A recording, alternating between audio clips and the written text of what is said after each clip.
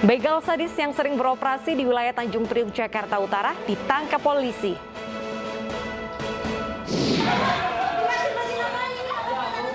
Emak-emak ancam petugas yang memasang stiker tanda belum vaksin.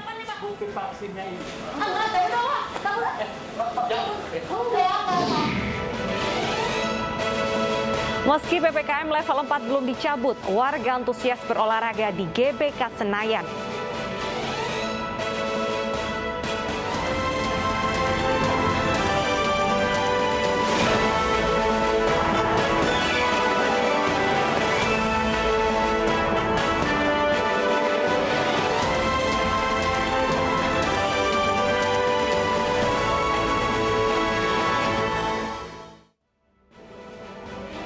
Halo pemirsa, selamat siang. Selamat bertemu kembali di akhir pekan ini bersama saya Wilson Purba. Selama 90 menit ke depan kami akan menyajikan beragam informasi menarik dan informasi pertama akan disampaikan oleh rekan saya Bernadetta Ginting. Selamat siang Deta, informasi apa yang kita punya untuk pemirsa hari ini? Selamat siang Wilson, selamat siang juga pemirsa. Apa kabar Anda hari ini? Semoga selalu sehat dan patuh akan protokol kesehatan. Kita memiliki sejumlah informasi. Salah satunya adalah kegiatan inspiratif yang mana ada sebuah rumah makan di kawasan Jakarta. Ini membagikan makanan secara gratis bagi mereka yang harus berjuang cukup parah hanya untuk sesuap nasi. Kita akan tampilkan kisah inspiratif ini bersama sejumlah informasi lainnya dari Indonesia. Pemirsa, inilah News Siang selengkapnya.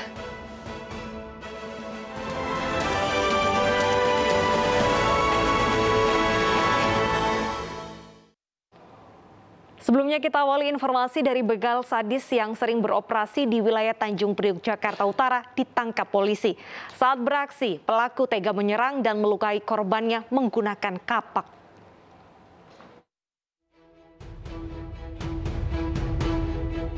Video amatir pembegalan direkam salah satu pengguna jalan saat melintas di Jalan RE Marta Dinata, Tanjung Priok, Jakarta Utara. Pelaku menyerang pengendara untuk mengambil motor milik korban. Berbekal video yang akhirnya viral di dunia maya, polisi menangkap salah seorang pelaku berinisial BR. Polisi menyita sebilah kapak yang digunakan pelaku untuk melukai punggung korban. Hasil kejahatannya digunakan untuk membeli narkoba.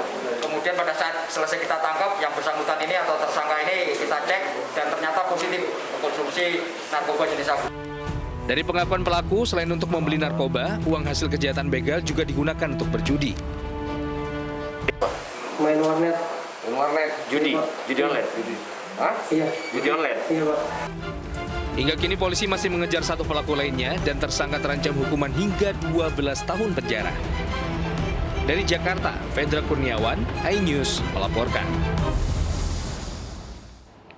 Pemirsa, 20 adegan diperagakan pelaku pembunuhan wanita terapis bekam yang jasadnya ditemukan di kolong tol Jatikarya, Bekasi, Jawa Barat. Saat rekonstruksi, keluarga korban nyaris menghakimi pelaku.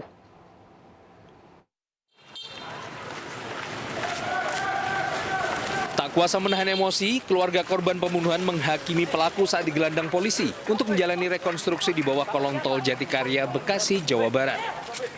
Polisi terpaksa mengamankan keluarga korban agar tidak mengganggu jalannya rekonstruksi.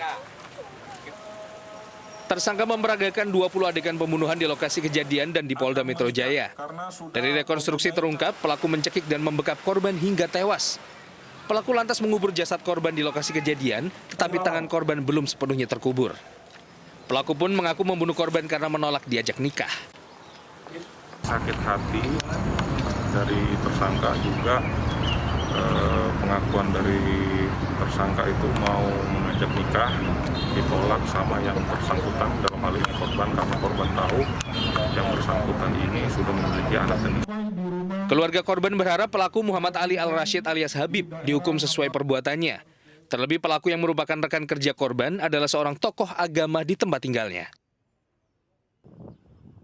Pembunuhan ini terungkap saat jenazah korban ditemukan 2 hari setelah dibunuh. Berdasarkan penyelidikan, polisi menangkap pelaku 4 hari kemudian. Dari Bekasi, Jawa Barat, Rahmat Hidayat, iNews melaporkan. Diduga hilang kendali saat hendak masuk kapal, sebuah truk terjatuh ke laut di dermaga Pelabuhan Merak, Banten. Evakuasi badan truk pengangkut pakan ternak ini melibatkan alat berat.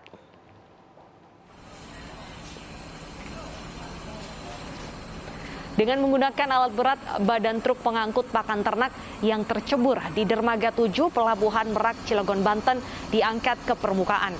Saat badan truk dievakuasi, sejumlah karyawan ekspedisi berusaha mengamankan karung pakan ternak yang terjatuh ke laut.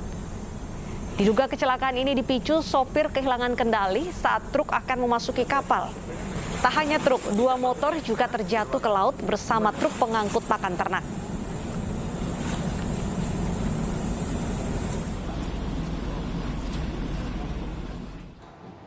Pemirsa, seorang bocah hanyut di sungai yang terdapat di Batu Ampar, Batam, Kepulauan Riau. Hingga kini korban belum ditemukan.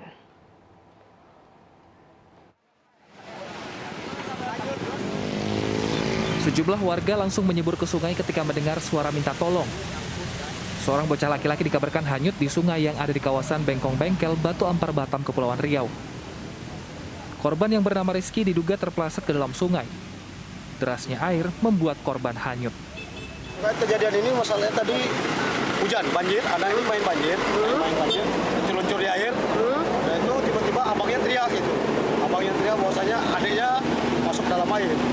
Ya itu kami lagi di masjid, adiknya turun panggil, kami lari ke sana, anak itu sudah dibawa arus air. Warga bersama dengan Basarnas pun terus mencari korban hingga radius 4 km. Meski air sudah mulai surut, namun korban masih belum ditemukan. Dari Batam, Kepulauan Riau, Gustieno iNews melaporkan. Kita beralih ke informasi lainnya. Pemirsa, setelah 4 jam menjalani pemeriksaan di Polda Metro Jaya, musisi IGD Astina alias Jering akhirnya tidak ditahan dan diizinkan pulang pada Sabtu dini hari tadi. Jering mengaku akan berkomunikasi dengan Adam Denny selaku pelapor untuk menempuh upaya damai atas kasus pengancaman yang menjeratnya.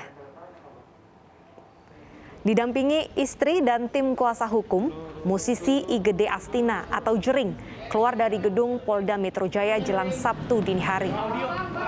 Jering diperiksa penyidik Subdit 3 Resmob kurang lebih selama 4 jam terkait kasus pengancaman terhadap Adam Denny. Jering memberikan apresiasi kepada penyidik karena pemeriksaan yang ia jalani berjalan cukup humanis dan profesional. Atas kasus yang menjerat kliennya, tim kuasa hukum Jering mengaku akan segera menempuh restoratif justice atau upaya damai. Rencananya pihak kepolisian akan melakukan mediasi antara Jering dan Adam Denny siang ini.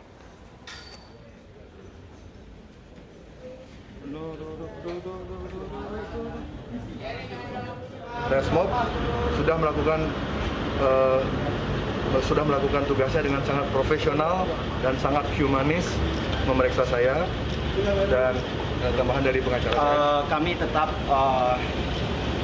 memohon kepada pihak kepolisian agar tetap dijalankan restoratif justice sesuai dengan SE nomor 2/11/2001 agar dilakukan restoratif justice agar terjadinya perdamaian. Ada berapa pertanyaan melakukan restoratif justice itu dalam komunikasi belum dengan pelaporan? Kami akan berkomunikasi. Sebelumnya pemirsa, Jering tiba di Polda Metro Jaya pada pukul 19 waktu Indonesia Barat dengan menempuh jalan darat dari Bali menuju Jakarta. Jering datang didampingi istrinya, Nora Alexandra, dan kuasa hukumnya. Jering dan Adam Denny akan dikonfrontasi di Polda Metro Jaya. Keduanya akan dipertemukan untuk memediasi atas tuduhan endorse COVID para artis.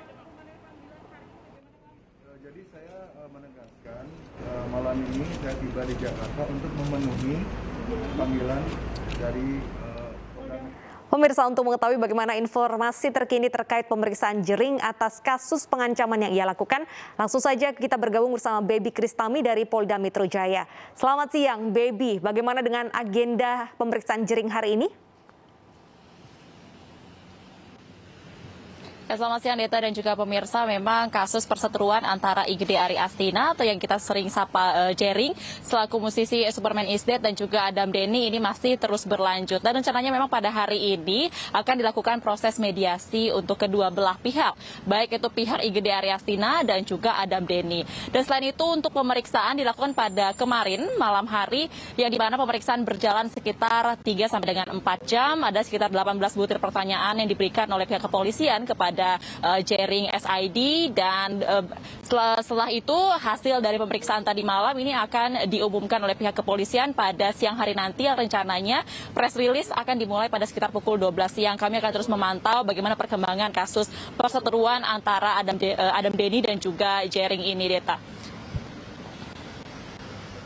Baik, Baby, lantas kapan waktu pasti agenda konfrontasi antara Jering dan Adam Denny? Ya, untuk agenda itu sendiri ini masih tentatif dikarenakan memang untuk saat ini fokus akan pemeriksaan, hasil pemeriksaan ini akan diumumkan pada pers conference pada nanti siang pukul 12. Nanti untuk proses mediasi diperkirakan akan dilakukan pada sore hari ketika kedua belah pihak ini sudah datang ke Polda Metro Jaya, baik juga kuasa hukum beserta dengan kedua belah pihak yang ada di dalam perseteruan ini, Deta. Apa pertimbangan pihak kepolisian, Baby, tidak menahan Jering dan memulangkannya? Ya, sejauh ini memang dari pihak kepolisian seperti apa yang kami dapatkan informasi dari hasil pemeriksaan tadi malam, dikarenakan memang IGD Ari Astina atau Jering ini memenuhi panggilan pihak kepolisian secara kooperatif. Memang sebelumnya pada panggilan pertama yang dilakukan pada 9 Agustus ini tidak dapat dihadiri karena adanya permasalahan dalam riwayat kesehatan. Namun pada panggilan kedua ini bahkan pihak dari Jering sendiri yang mendatangi Polda Metro Jaya sebelum adanya panggilan kedua. Jadi tanpa paksaan memang secara kooperatif pihak IGD Ari Astina ini langsung menyambangi Polda Metro Jaya pada kemarin malam setibanya dari Bali menggunakan jalur darat karena memang diketahui IGD Ari Astina ini masih belum mendapatkan vaksinasi karena riwayat kesehatannya itu jantung. Kembali ke Deta. Baik, terima kasih Baby. Kami nantikan perkembangan terbaru dari kasus yang menyerat musisi Jering. Selamat bertugas kembali. Kita ke informasi selanjutnya, pemirsa. Video asusila pelajar SMA beredar di media sosial. Pihak sekolah belum memanggil keduanya karena sudah tidak pernah hadir dalam kelas online selama 2 semester. Video asusila sepasang kekasih beredar di media sosial. Warga kota Sibolga, Sumatera Utara pun dihebohkan dengan hal ini, apalagi keduanya terdaftar sebagai siswa dan siswi SMA Negeri 3 Sibolga. Namun pihak sekolah mengatakan keduanya sudah tidak pernah hadir dalam proses belajar mengajar. Akibatnya nilai rapor kedua pelaku di semester 1 dan 2 di kelas 10 pun tidak pernah ada. Karena daring ini, jadi nggak ada kita tatap muka, tapi dia selalu belajar daring pun tidak pernah hadir. Bahkan sampai sekarang raportnya semester 1, semester 2 pun tidak ada. Jadi memang dia tercatat murid SMA 3, tapi karena ini daring, tidak pernah hadir. Apakah ini sudah berapa kali dipanggil guru BP, tidak pernah hadir. Jadi kami menganggap kalau ini nggak sekolah lagi, dan sampai sekarang memang nggak kami catat.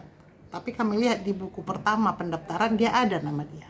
Dari ada video viral yang diduga pelajar dari salah satu SMA di Sibolga, kami sudah monitor dan kami sudah perintahkan kepada Presrim untuk melakukan penyelidikan terkait siapa yang membuat dan siapa yang mentransmisikan, menyedarkan video tersebut. Sampai saat ini kami masih melakukan penyelidikan terlebih dahulu. Video tidak senonoh ini pun diproses polisi. Pemeriksaan difokuskan pada siapa yang menyebarkan video ke media sosial. Dari Sibolga, Sumatera Utara, Raymond, iNews melaporkan. Pemirsa, di akhir pekan kali ini aturan ganjil genap tetap diterapkan di sejumlah ruas jalan. Nantikan informasi selengkapnya usai jeda, tetap bersama kami.